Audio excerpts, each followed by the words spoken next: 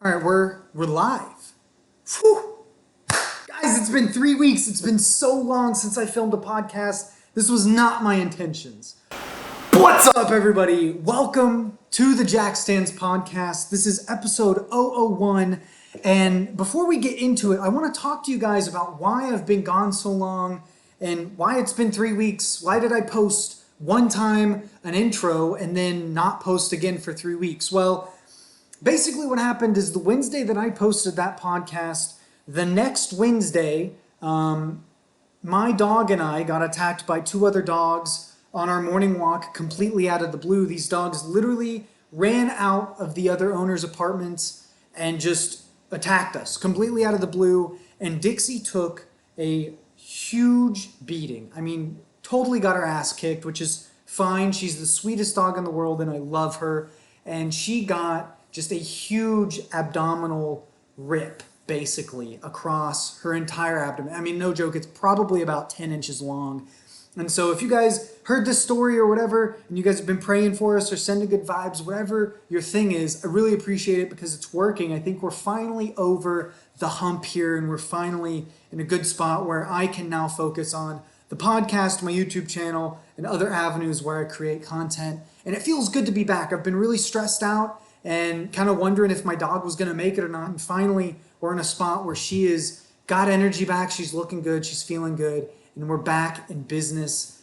And so, the quote that I've kind of been sticking with these past 3 weeks have been get up and make shit happen, because the world doesn't stop if you're having a bad day. And so that's what we've been doing. That's what we've been trying to do. And I've been making it happen in other ways. And when bad things happen, I focus on making sure that I can fix that bad thing. And so that me fixing that bad thing is making sure that Dixie gets healed up and she's finally in a good spot. And so I want to say thank you to everyone that's said a prayer, sent some good vibes, and said just nice things to me. And so I really appreciate it.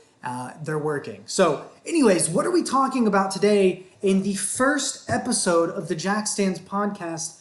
And I think this is really fitting because this podcast is all about working on your car, grassroots, building your car to express yourselves. And where did it begin? But we're talking about why we love Japanese cars. You see, there's a few movies, there's one video game in particular, and it all started back in the 1980s with the oil crisis. And before we dive into the facts, I want to say that I did my research, and this is all I know, right? And so I don't know if I'm getting this all correct. This is what I believe to be correct. And so if this is not correct, don't roast me down in the comments. Give me some love. Things have been a little crazy. So we're still doing good though. And it all started back in the oil crisis back in the 1980s. And when there's an oil crisis, the EPA decides to restrict emissions. And so what is one thing that all big, boring American cars had in common back in the 1980s? I'll answer for you. There were big, boring, slow V8s. And basically, I think that the Japanese car market saw this opportunity and they struck at the perfect time.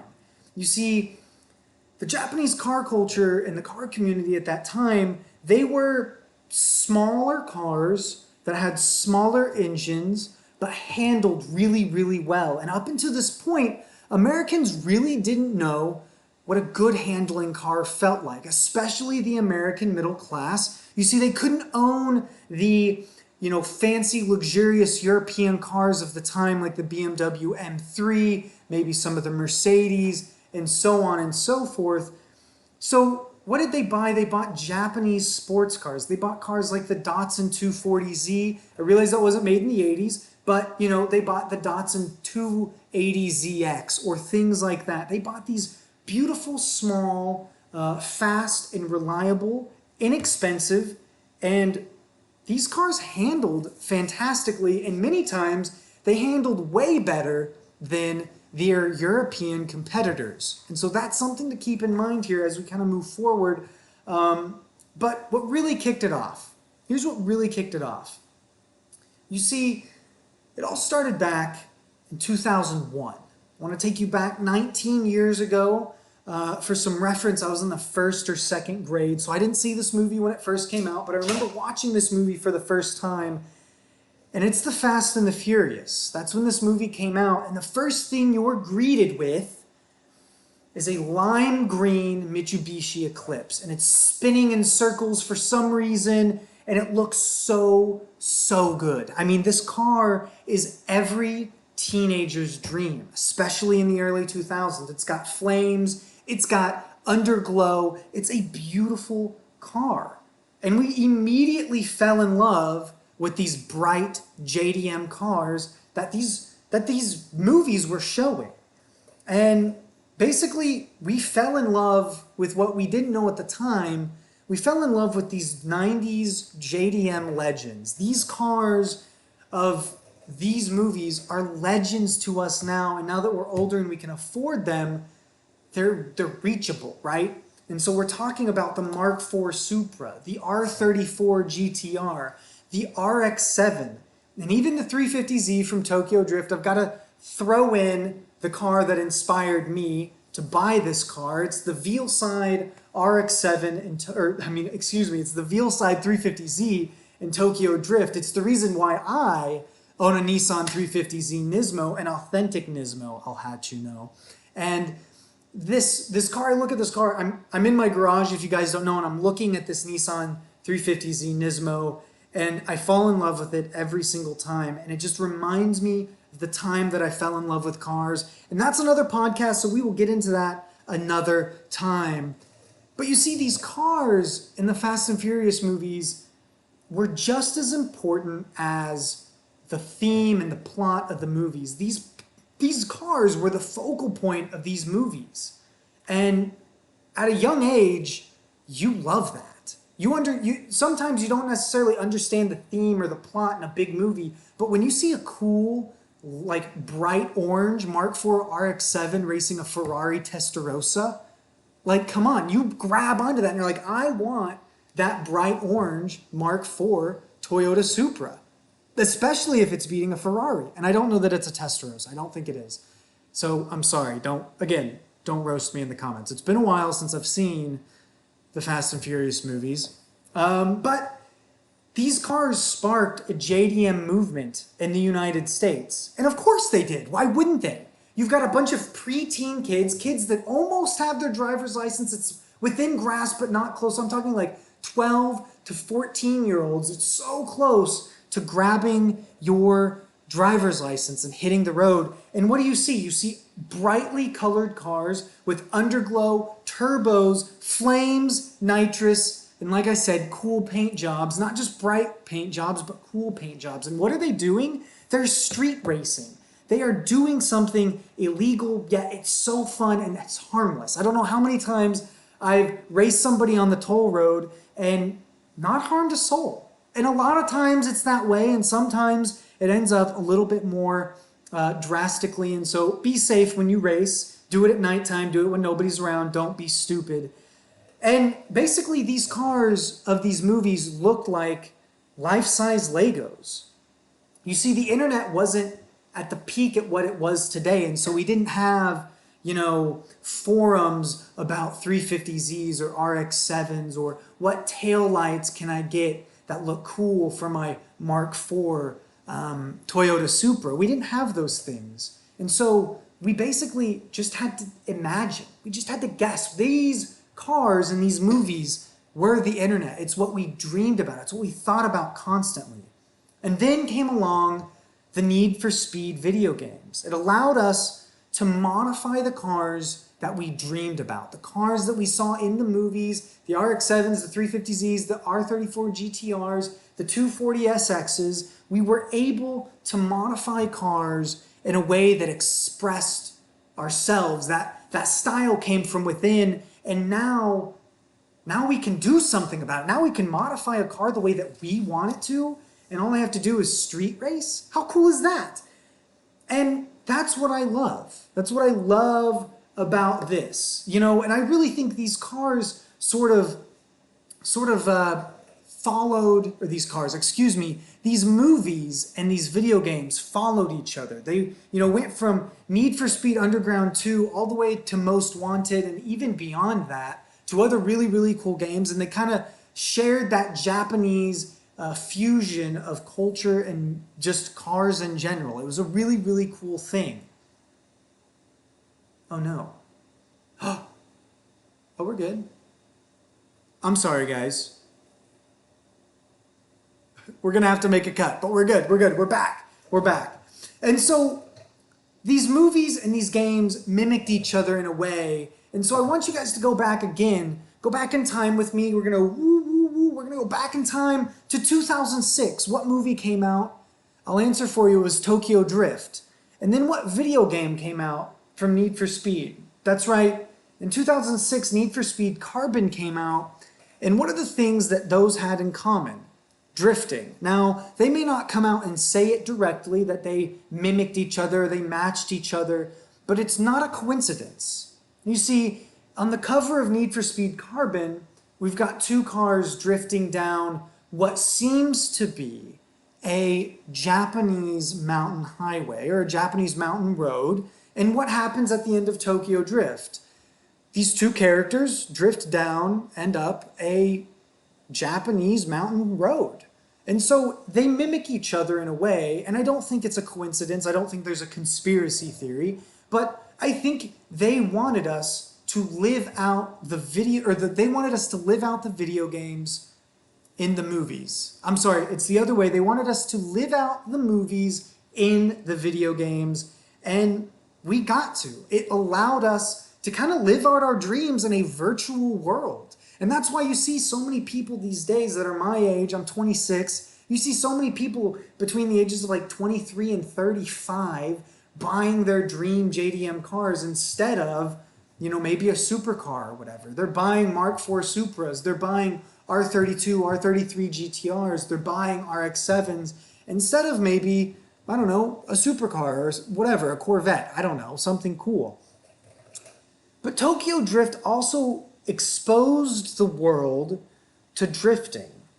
You see, drifting is a very, very deep, cultural rich sport in Japan. It's huge, it's massive. And basically, it exposed the world to drifting, and it exposed it to a very large group of kids that were just about to get their licenses, and I was a part of that group. I grew up wanting to drift. From 2006 up until now, my dream is and always will be to be a professional drifter. I want to do that. That's what I want. And that's what I hope one day this podcast and YouTube channel can help create for me.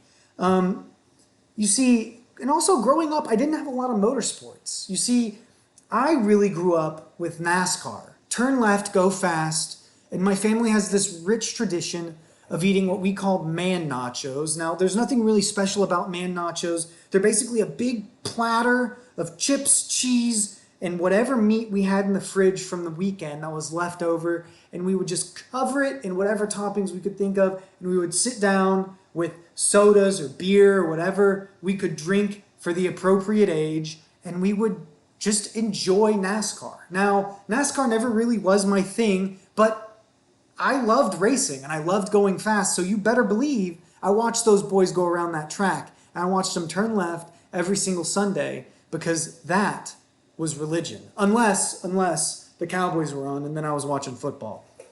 But NASCAR was really the only motorsport I grew up with. It's all I knew. And then when I saw drifting, I was like, wait a second. These guys are turning right and they're literally going sideways at speed. They're not going in a straight line. They're going sideways. Never seen that before. And it took the States by storm. And, just to let you guys know, I understand that a grassroots drift culture had already started in the United States. In fact, Formula Drift in the United States, professional drifting, had already started in 2003. So it was pretty established. But my age, my generation of kids never knew what drifting was unless you lived up north in like Connecticut, New Hampshire, places like that, and a little bit in California it happened. But really, I grew up in Texas, so I never knew what drifting was. I went to dirt tracks and watched people race their, beat up Crown Vics around a dirt track. But I remember watching Tokyo Drift and seeing that Veal-side RX-7, I keep saying RX-7, it's a 350Z. I remember seeing that Veal-side 350Z and thinking to myself, I don't know what the hell that guy's doing in that car, going around the corners, like sideways and stuff. But I want to do that for my job. And I can't wait for that day, even if it's not my job, even if I just own a drift car, that's what I want. That's what I want in life is I want to own a drift car so bad. And I can't wait till that day happens. It's close. If I didn't have vet bills, it'd be a little bit closer, but we'll put that aside. I'm not bitter. The money's going to come back sometime. We'll see. But like I said, FD started back in 2003. And so really, drifting was just getting started in the United States. And I can't tell you how many times now, with COVID going on, that I've watched international drift championships and pro drift, challenges in Japan. I've stayed up till 4 a.m. so that I can watch it live. I've done it thousands of times, and I love it. Drifting has inspired me. Drifting culture, Japanese culture, has inspired the way that I build the car that's in front of me. And I love it. And I cannot wait to continue to build cars this way. You see, these movies and these cars really inspired a generation to build cars in a certain way. And we really haven't seen a movie do that. I think the only other movie that might do it, and it may not, but Ford versus Ferrari could really inspire the next generation of kids to love American endurance racing. And I think that's really cool. I never grew up watching Le Mans or F1 or anything like that, but seeing the story of the Ford GT really is incredible. And I think what's going to make that what makes that movie not like Need for Speed, or the Fast and Furious, is basically the Ford GT is a little out of reach. You see, I can't own a Ford GT, and I don't know many people that can own a Ford GT. And if you can own a Ford GT, then you probably have one. But Japanese cars, many people can afford. My 350Z Nismo, I bought it because I could afford it. And people buy, right-hand drive JDM Legends because they love those cars and they can afford them. They now have access to adult money, and now they can buy reckless adult things, which is super exciting. Trust me, 26 sounds old, but believe me, having adult money and being able to spend that adult money how you want is the best thing in the world. Even if you don't really remember buying it, you just get presents in the mail from Amazon. You're like, hey, where did this come from? It's great. I love it. And what I'm trying to get across here is these movies sparked a movement within a generation of kids that really has carried on. And it's going to carry on to my kids for sure. It's going to carry on to other people's kids. And, I just wish other kids would grow up with the Fast and Furious that I grew up with. I think that street racing scene is really cool, and the way that they portrayed it was really awesome. And they did such a really good job with like the first 4 or 5, maybe even 6 movies. And then, to me, the movies changed. I don't know that they got bad, but they changed a little bit. And so, I don't want to keep rambling on, but these movies really changed the way that people view cars. You see, a lot of people really loved American muscle cars. And then they realized, hey, I can get a lot of power out of a straight 6, strap a turbo onto it, and whoop Mustangs off the light all day long. And a lot of people do it. In fact, this stock 350Z Nismo has beaten plenty of Mustangs in roll racing. And you don't have to believe me, it's happened. I don't have video film of it, but it's happened. And so, maybe V8s aren't the best. And in my opinion, they're not. You waste a lot of gas. You're not that fast. Anyways, I'm going to get roasted in the comment section. But with that all being said, I want to say, guys, thank you for all the support. The weekly podcasts are coming back, and I'm really excited for that.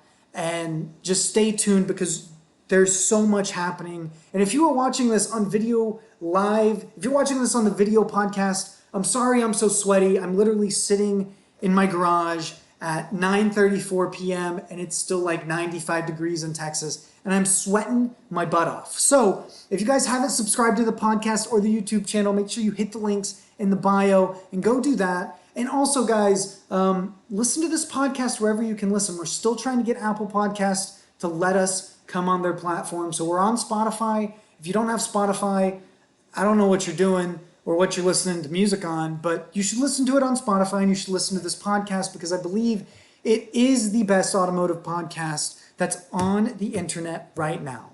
Guys, thank you so much for watching. This is the Jack Stands Podcast, episode 001, and I am Chase Monson saying goodnight. Peace out, everybody. Have an awesome day, and do a burnout this weekend. You'll enjoy it. Peace, guys.